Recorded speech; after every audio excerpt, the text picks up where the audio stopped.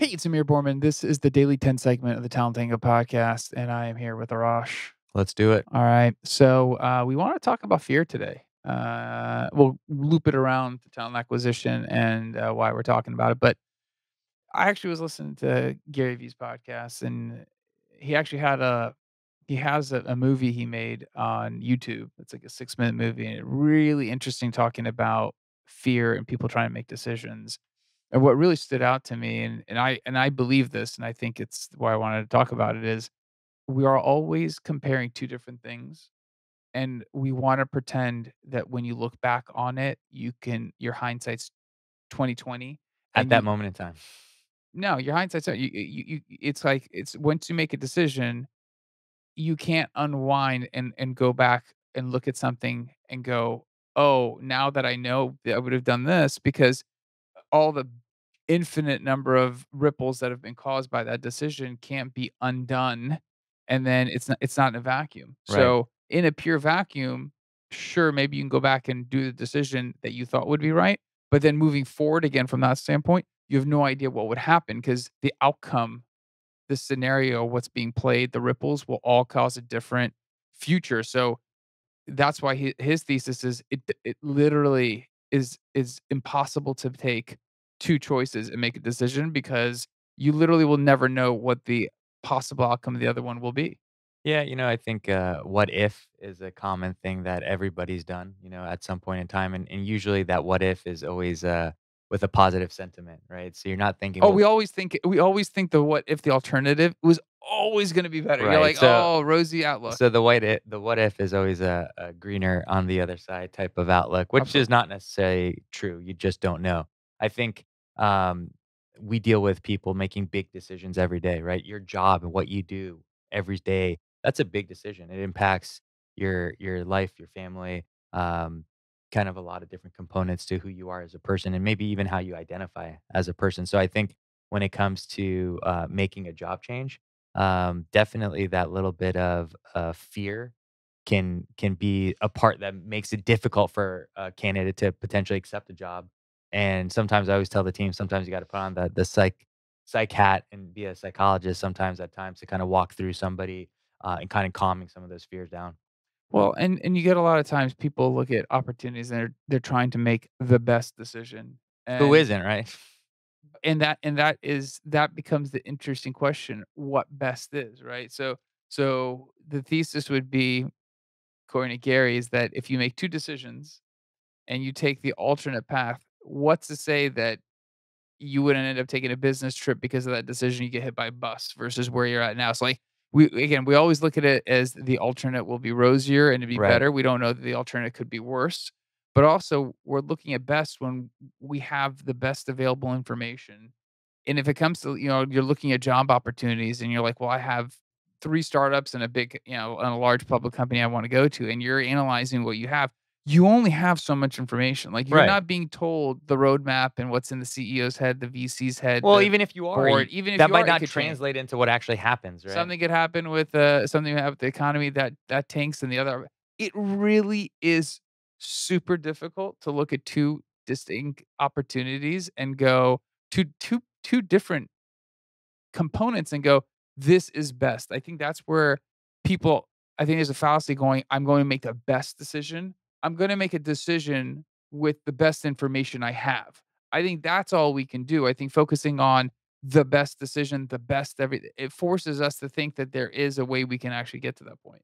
Yeah, I think you gotta make a decision based on what factors are important to you, right? So I think without having kind of a baseline of what you're gonna base your decision on, then you can't get to a point in time where you feel comfortable with that decision. So there's gonna be a level of fear involved in what you're trying to decide. And I think another important thing is that, I'm a big fan of substituting. When people are dieting, it's like, hey, substitute something unhealthy for something healthy. And I think a good way to kind of minimize fear is to substitute.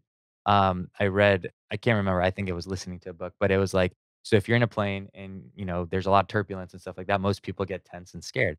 And maybe just substitute and say, I'm excited, you know, because you don't know what's gonna happen, right? But the substitution just mentally of a positive rather than a negative reinforcement can alter completely your mindset and how you feel about where you're at, what's happening at that moment in time. So a substitution, I think, is an interesting tactic to use to kind of get over any fear you might have.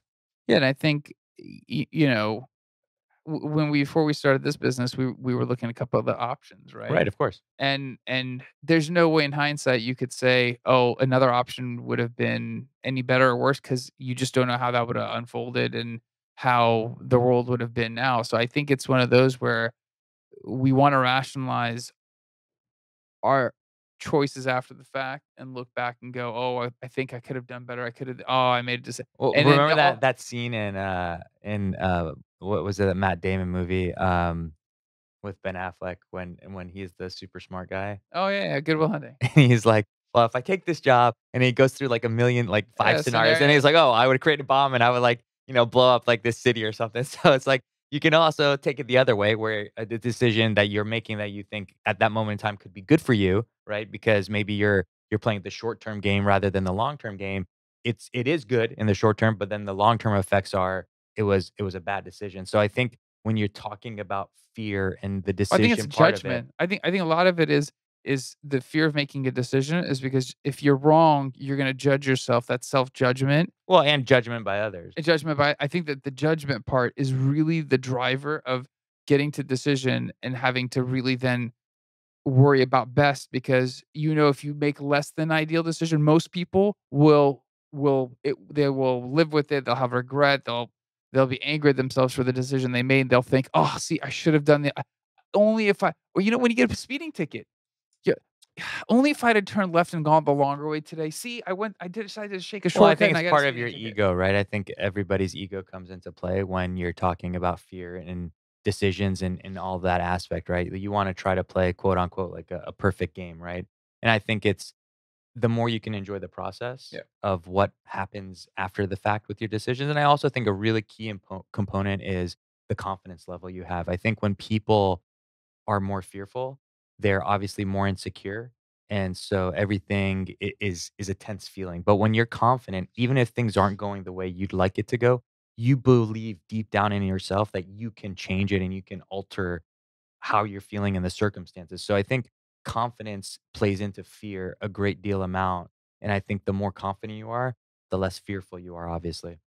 Yeah, and I mean, when it comes to, again, going back to people getting jobs and making decisions, I think we see lots of candidates that obviously in this market have multiple offers and they're trying to weigh them up. It's difficult because they Yeah, it's they hard. they, if they're comparing going to startup and leaving some money on the table versus not, they're gambling, they're taking a risk, so they obviously wanna mitigate as much risk, they wanna make the least downside, or they want maybe not the most upside, who knows? But I think a lot of times we see them get to a point where they literally have to, take a timeout, or they're gonna constantly keep interviewing because 'cause they're not even sure what they're gonna be comfortable with getting because they don't wanna make a decision on what they have. They don't wanna miss out on something, and I think it's a very much pressure-filled FOMO. process. There is some FOMO where people go like, "Well, what if the next job might be better?" Or the next job's the Facebook job or the Or the Uber next job. but you kind of it's very hard to evaluate that you know unless you see the chessboard and you see the chess pieces and you're privy to all that, maybe then you have a more confident view of it, but there's a lot of variables that I mean, you just don't know. The next VC that comes in and invests might have a different goal for the company that's part of the investment that you're not even gonna see. So, I think, again, making a decision with the best information at hand, especially when it comes to taking a job, sometimes is the best you can do, Yeah, quote you're gonna unquote. find out. You know what? I think it's one of those where you gotta make the best decision, the best call with what information you have at that moment in time, That's it. and then you reevaluate, whatever time frame in the future to see if you need to make a move. And hopefully your best decision was listening to this segment of the Daily 10. And otherwise, we'll be back in. Leave us a review. Please subscribe to this podcast. Tell people it'll be the best decision they made as well. And we'll be back. Yes. Bye.